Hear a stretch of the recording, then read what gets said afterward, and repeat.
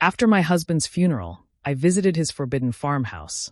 What I saw there completely froze me. Please stay with me as I tell my story. And please, do not forget to support our channel by subscribing to our channel, liking our videos, and sharing your loved ones. Your support means the world to us. Now to our story. After my husband's funeral, I decided to visit the farmhouse he always told me was off limits.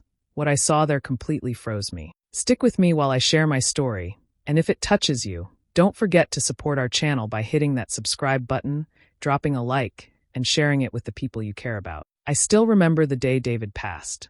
The house felt empty, silent, and colder than I ever imagined. Friends and neighbors came to offer condolences, but inside, I felt hollow. Losing him wasn't just losing a husband. It was losing my anchor, my partner, the person I thought I truly knew. His sudden departure left me staring at a life I no longer recognized. I kept thinking about all the little things he used to say, the promises, the plans we had made. Now they seemed meaningless, like whispers of a life that would never return. David was always a little mysterious. He had a quiet way of keeping things to himself, and at times, I felt there were corners of his life I wasn't allowed to enter. I never suspected anything bad, never imagined betrayal could be hiding behind his soft smile. But the farmhouse was different. He always avoided talking about it, and any time I asked, he brushed it off, saying it wasn't important. After his funeral, curiosity mixed with grief drove me to see it for myself. The drive out to the countryside was long and lonely. The sky had grown gray, the wind cold, but my determination was stronger than my fear.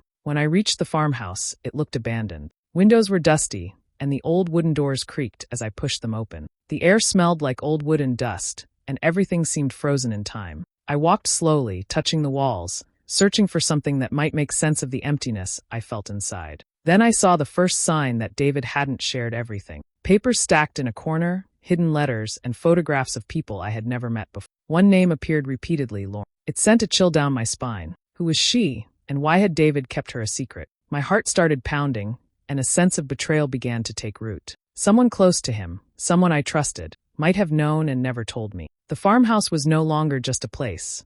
It had become a vault of secrets, a mirror reflecting a truth I wasn't ready to face. Standing there, surrounded by his hidden life, I realized my journey was only beginning. I had to uncover the truth, piece together the fragments of David's mysterious past, and understand who he really was. My grief mixed with suspicion, and somewhere deep inside, a spark of determination began to burn. I couldn't let this go unanswered, not for David, not for myself. The farmhouse felt colder than I expected, as if the walls themselves remembered secrets they weren't willing to share. Dust coated every surface, and the floorboards groaned under my weight with every cautious step. The windows were grimy, letting in only thin streaks of pale light, and cobwebs hung in corners like forgotten curtains. It was clear nobody had been here in years, yet the place didn't feel empty. It felt like it was holding its breath, waiting for me to uncover something. I moved slowly through the rooms, each one telling a story I hadn't been allowed to read. In the living room, a cracked leather chair sat facing a fireplace long since cold. On a small table beside it, I noticed an envelope sticking out from under a pile of old newspapers. It was unmarked, and my hands trembled slightly as I pulled it free. Inside were letters, neatly stacked, some with David's handwriting, others with unfamiliar script. I began reading, my eyes widening with every word. The letters revealed conversations and meetings I had never known about. There were photos too, David standing beside a woman I didn't recognize, smiling in ways I had never seen him smile with. At first, I tried to rationalize it, telling myself it could be work colleagues or distant family, but the names written on the envelopes and the letters themselves told a different story. One name kept appearing again and again. She wasn't just in a few letters, she was everywhere, the center of so many pages, as though David had spent years communicating with her in secret. I flipped through more papers, finding small objects tucked between pages. Ticket stubs, receipts, and even a bracelet I recognized from one of the photos. Each item was another piece of a puzzle I hadn't even known existed. My mind raced, struggling to fit the pieces together. How could David, the man I married, have hidden this from me? Every memory I thought I had, every conversation we shared, now felt like it had been layered over a truth I didn't know. I felt a tight knot in my chest, a mix of sorrow and disbelief. Questions I didn't have answers to swirled through my mind. Who was Lauren? What had David and she shared? Why hadn't he trusted me with any of this? And more painfully, was anyone else aware of it? Someone close enough to betray me silently?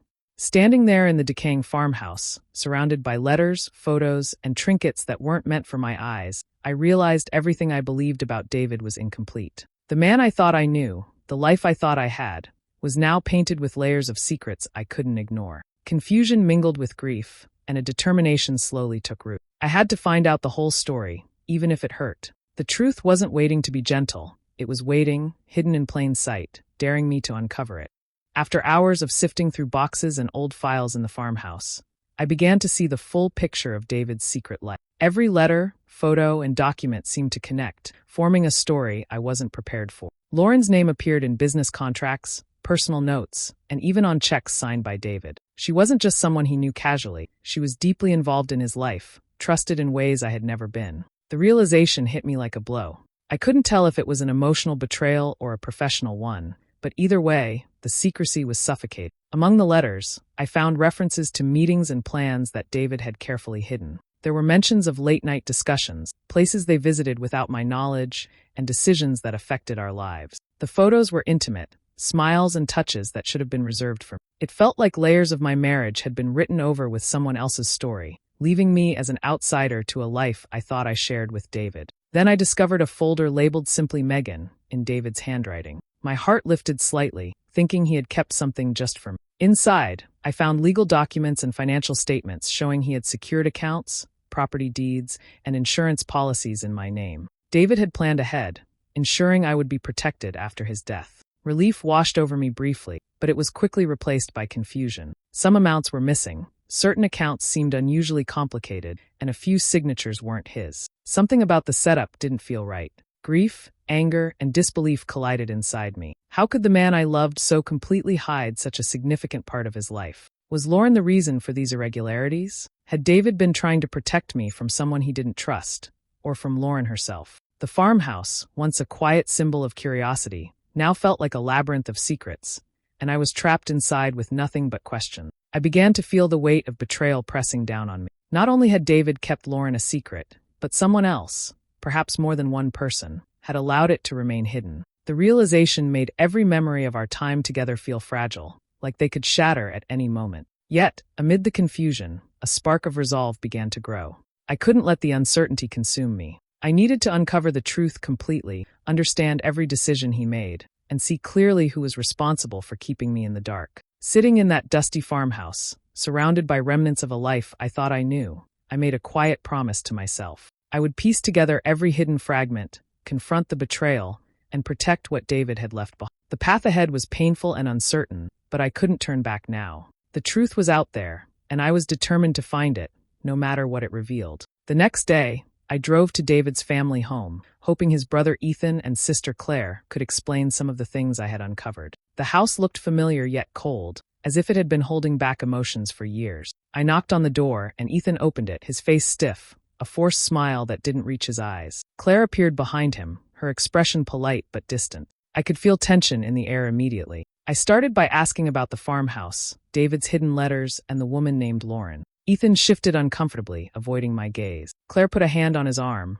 giving me a faint, uneasy smile, and said, "Megan, you might be better off not digging too deep into things David left behind." The words felt like a warning, a subtle attempt to stop me, but they only made my suspicion grow. I pressed on, asking about Lauren directly. Both of them hesitated, exchanging quick glances. Ethan finally said, "She was just a friend, someone David trusted with business matters. Nothing more than that."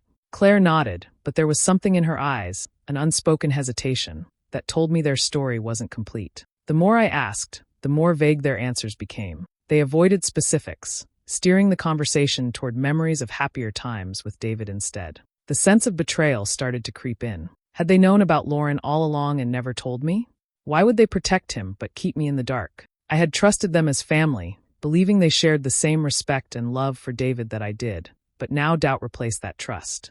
Their reluctance to speak freely made me feel small and isolated, like I was the only one being honest about wanting the truth. I could see their discomfort growing with every question. I realized I was confronting more than just secrets about David. I was facing their protective walls, their silence, and maybe even their own guilt. Each vague answer, each careful smile, added to the weight of suspicion pressing on me. I wanted to leave to escape the unease, but something inside urged me to stay, to see if I could break through their silence. By the time I left, the emotional conflict had grown heavy. I felt like a stranger in the very family that should have been my support. Grief and anger intertwined as I drove home, replaying their hesitant words and hidden expressions in my mind. I knew now that the farmhouse wasn't the only place full of secrets.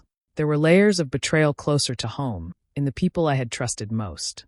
My determination hardened. I couldn't let their silence stop me. I had to uncover the full story, even if it meant confronting those I once held dear and facing truths that might change everything I thought I knew about David and the life we shared. After leaving David's family, I realized waiting or hoping for answers wasn't going to get me anywhere. If I wanted the truth, I had to take control. The grief I felt wasn't just sorrow anymore. It was a quiet fire pushing me to act, to uncover what had been hidden and make sure those responsible couldn't continue their lies. I knew I needed a plan, one that wouldn't rely on anyone else and wouldn't leave me vulnerable. I returned to the farmhouse with a clear purpose. This time I brought supplies, folders, a notebook, and my phone to carefully organize everything I had found. Every letter, photo, and document was cataloged, dated, and described. I made copies of financial records and legal papers, noting anything unusual or suspicious. Each piece of evidence became a step toward understanding the full scope of David's secret life and the people who had supported or enabled it. Lauren's name appeared repeatedly, along with references to people who had helped keep her presence hidden from me. It was clear I couldn't confront anyone yet. I needed the information to be undeniable. Back at my apartment, I spread out the files across the dining table, creating a system that allowed me to see patterns I had missed before. I noticed small inconsistencies in accounts, letters that contradicted each other, and the names of others who had facilitated the secrecy. I began drafting a careful plan, one that would expose the lies and betrayals without putting me at risk. I didn't want revenge fueled by anger or hatred. I wanted clarity and justice, a way to reveal the truth that could no longer be hidden. I thought about Lauren, her presence in David's life, the trust he had given her, and the secrecy surrounding their relationship. My goal was to show her and anyone protecting her that deception has consequences. I also considered Ethan and Clare, who had clearly known more than they admitted. They too would face the truth in time. I made a list of steps. Verify every piece of evidence, decide how to reveal it strategically, and ensure no detail could be denied. The process was painstaking, but it gave me a sense of control I hadn't felt since David's death. My grief was still there, but it had transformed into determination. Every document I organized, every connection I traced, was a quiet assertion that I would not be powerless. I wasn't acting out of vengeance for the sake of cruelty. I was acting to protect myself and to honor the life David had tried to shield me from losing completely. By the end of the week, I had a comprehensive record of everything: Lauren's secret involvement, the enablers who helped hide her, and the discrepancies in David's accounts. I looked at the files and felt a mixture of sadness and strength. This was the first step in reclaiming my life, not through confrontation yet, but through careful preparation. The next moves would be calculated, precise, and deliberate. The first piece of justice was now in my hands, and I was ready to see it unfold. I knew I couldn't uncover everything alone, so I reached out to Mark, a family friend who had always been quietly loyal to David and to me. Mark had been around during the years I was married, always in the background, offering support in small ways that I hadn't fully noticed at the time. When I explained what I had found in the farmhouse, he didn't hesitate or judge. Instead, he listened carefully, his eyes scanning my files, absorbing every detail. Mark began helping me sort through the hidden legal documents and letters. His understanding of David's work and his careful attention to detail allowed him to notice things I had missed. Small irregularities in accounts, subtle patterns in correspondence, and connections between Lauren and certain enablers became clearer with his insight. He pointed out inconsistencies that suggested not only personal betrayal, but intentional concealment that had put me at a disadvantage after David's death. It was unsettling, but having Mark by my side made the truth easier to face. Together, we started planning our next moves. We knew confronting the betrayers openly too soon could backfire, so we needed subtle strategies. We discussed ways to expose Lauren's lies and those who had helped her without alerting them that we knew everything. Mark suggested compiling a detailed record of evidence, carefully organizing it so that when the time came, it would be undeniable. He also helped me draft letters and notes that could be sent indirectly, planting seeds of accountability without putting me at risk. Working with Mark gave me more than just help with facts and strategies. It gave me confidence. For the first time since David's death, I felt capable of taking action. I wasn't just a grieving widow stumbling through betrayal. I was someone who could see clearly, make decisions, and move forward with purpose. Mark reminded me that I didn't need to act recklessly. that patience and precision were my greatest ally. We spent long evenings going over every document, photo, and letter, connecting dots that revealed the full extent of the deceit. Lauren's involvement, the role of enablers, and even hints about what Ethan and Clare had kept from me became undeniable. Each discovery strengthened my resolve. I realized that I could reclaim control of the situation without losing myself to anger or despair. By the time we finished organizing everything, I felt a quiet but firm sense of power. Grief was still there, but it had shifted into determination and clarity. I knew what had to be done, and with Mark's support, I could act with confidence. For the first time, I felt that the web of lies surrounding David's life could be untangled, and justice could be served, not through confrontation fueled by emotion, but through careful, intelligent steps. I was no longer alone, and that made all the difference. With Mark's help, I began taking the first steps to expose the people who had hidden the truth from me. I knew I couldn't rush, so I planned carefully, leaving subtle hints that would make Lauren and Ethan uneasy without revealing that I had everything. Small actions, like sending copies of financial records to people who needed to know or pointing out inconsistencies in meetings, started to make them shift uncomfortably. I watched from a distance, quietly observing their reactions, noting the cracks in the facade they had maintained for so long. Lauren was the first to react. I had discreetly confirmed some of her questionable actions through old contracts and letters, then allowed the right people to see them without directly confronting her. Soon, I heard rumors of her explanations being questioned, her stories not matching reality. The stress was evident in her behavior, the way she avoided certain conversations, and how she hesitated when speaking with mutual acquaintances. She was realizing that her carefully hidden secrets were no longer safe. Ethan, too, began showing signs of strain. I didn't need to speak to him directly. Subtle exposures of financial irregularities and hints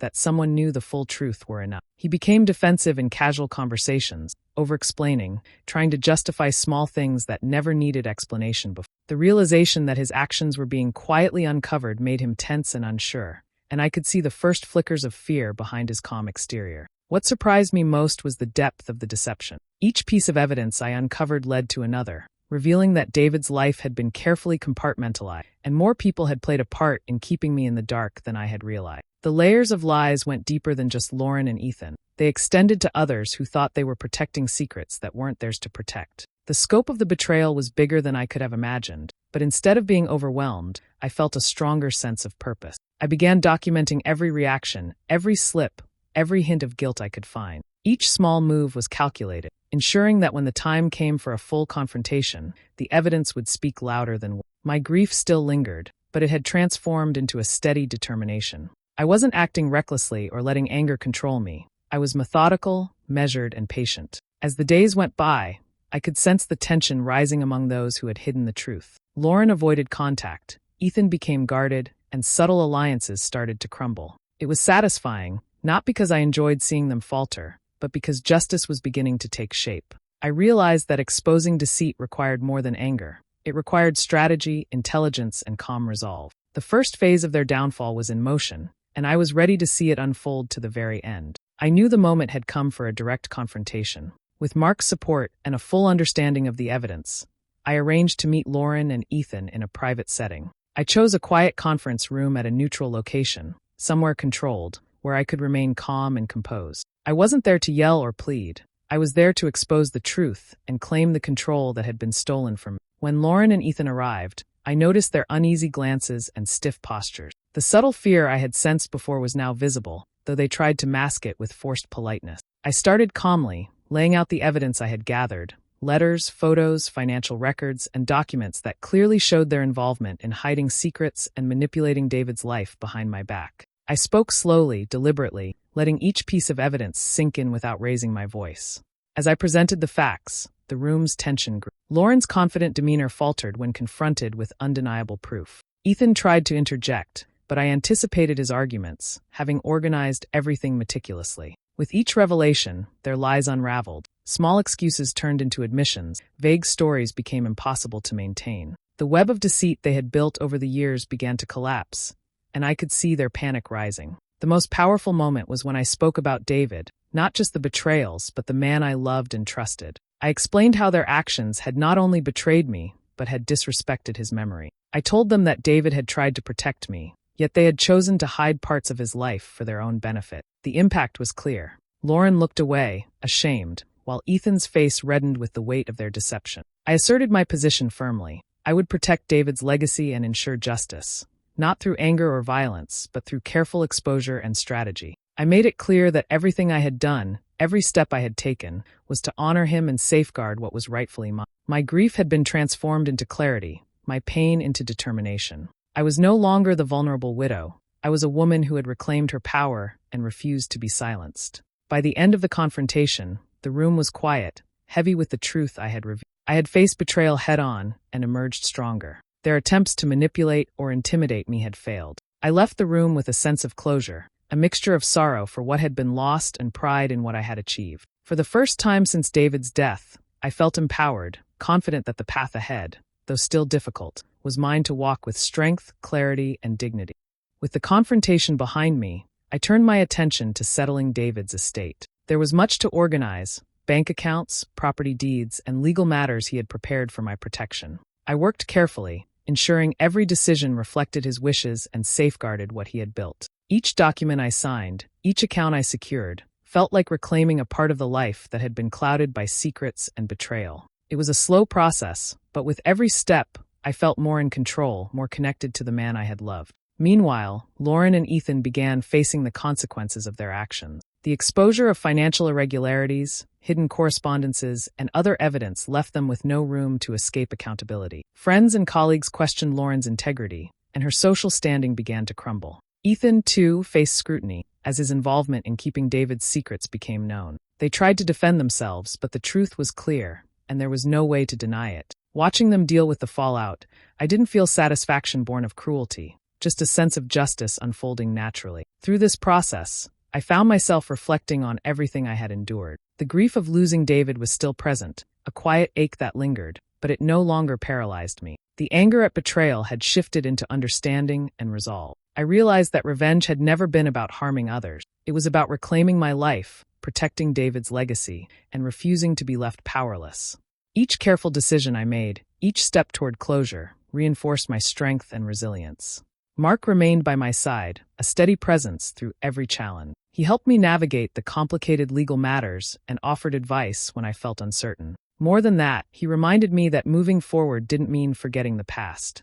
It meant learning from it and using those lessons to build a life of stability and purpose. With his support, I began to imagine a future that wasn't overshadowed by grief or betrayal, a future where I could feel safe, respected, and free to make my own choices. As the weeks passed, the weight of the past started to lift. Settling the estate, seeing the consequences unfold for those who had deceived me, and having Mark's steady guidance allowed me to breathe more easily. I could finally honor David's memory in the way he would have wanted, by living fully, wisely, and with integrity. The farmhouse, the letters, and the hidden secrets had tested me, but they had also revealed my strength. I had faced betrayal, uncovered the truth, and emerged capable of building a life that was mine again. In the quiet moments, I often reflected on how far I had come. The grief remained, yes, but it had been tempered by resilience. What I had gained wasn't just justice. It was the knowledge that I could face hardship, uncover truth, and protect what mattered most. With the estate settled, the betrayers exposed, and Mark's guidance, I felt ready to step into a future where I could finally live with peace and purpose. Months had passed since I had settled David's estate and seen the consequences of betrayal unfold. Life was slowly regaining a sense of normalcy, though the memories of grief and deception remained. One morning, I decided it was time to visit the farmhouse one last time. The place that had held so many secrets, fears, and revelations now felt like the final chapter one needed to close. Driving up the long, winding path, I noticed how quiet everything seemed. The farmhouse looked smaller somehow, its decay softened by the morning light. I walked inside, moving through the empty rooms with a sense of calm I hadn't felt during my earlier visits. For a long time, I just stood in the living room, remembering the hours spent uncovering secrets, piecing together David's hidden life, and planning how to face the people who had betrayed me. Each memory was heavy, but instead of pain, it now carried a quiet strength. I took a small token from my bag, a framed photo of David and me from happier times, one we had never had the chance to display in the farmhouse. I placed it carefully on the mantel, as a symbol of closure. It wasn't about holding on to the past or the grief anymore. It was about acknowledging what had happened, honoring David's memory, and leaving behind a mark that represented the truth I had uncovered and the life I had reclaimed. Walking through the farmhouse one last time, I felt a sense of release. The letters, the hidden accounts, and the betrayals that had once weighed so heavily no longer had power over me. I had faced everything with patience, clarity, and courage. I realized that the farmhouse, which had once frozen me with fear and confusion, now felt like a monument to my resilience. I had turned grief into determination and betrayal into strength. As I left the property, the wind brushing past me, I felt lighter than I had in months. The shadows of deceit no longer followed me. The lessons I had learned gave me clarity and wisdom. I knew that happiness was not something handed to me. It was something I could now claim for myself. Life was full of uncertainties, but I felt equipped to face them, confident in my ability to protect myself and the legacy of those I loved. Back home, I began to rebuild my life in small, meaningful ways. I focused on my passions, surrounded myself with people who supported and respected me, and made decisions guided by my own values. The grief and betrayal had left their marks, but they had also made me stronger, wiser, and more self-aware. I realized that the journey had not only been about revenge or closure, it had been about reclaiming my life, on my own terms, and stepping forward with courage. As the sun set that evening, I looked out my window and felt a quiet peace. I had survived loss, uncovered betrayal, and navigated pain, but most importantly, I had emerged empowered. The future was mine to shape, and for the first time in a long while, I was ready to embrace it fully, free, and strong.